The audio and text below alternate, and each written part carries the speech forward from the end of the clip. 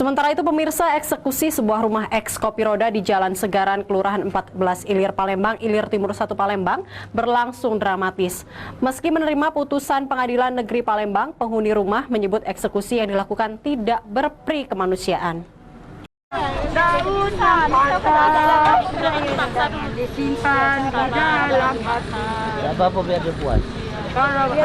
Jangan lama-lama. Isak tangis tak terhindarkan saat jurusita Pengadilan Negeri Palembang melakukan eksekusi sebuah rumah eks Kopi Roda di Jalan Segaran, Kelurahan 14 Ilir, Ilir Timur 1 Palembang Selasa kemarin. Keluarga penghuni rumah tidak kuasa melihat rumah yang telah dihuninya sejak lama dieksekusi pihak Pengadilan Negeri Palembang.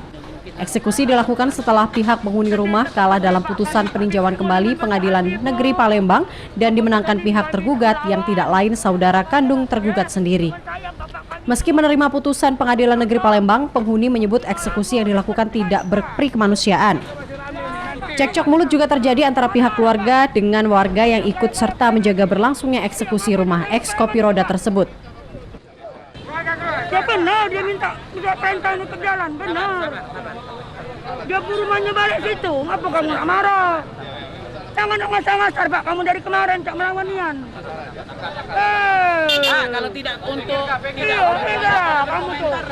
Oh salah, kau nak jagoan gini nih. Aku tak takut, Pak. Penghuni rumah mengaku untuk tempat tinggal sementara mendapat tumpangan dari kerabat dan keluarga yang merasa iba dan prihatin atas musibah yang mereka hadapi. Jadi tahu kan kalau orang umat beragama itu orangnya dijolimi itu urusannya sama Tuhan. Setelah hari ini mau kemana kita, Bu? Setelah tempat ini dieksekusi juga, Bu? Kami ditumpangin tempat. Ada dari rumah kerabat kami ditumpangin.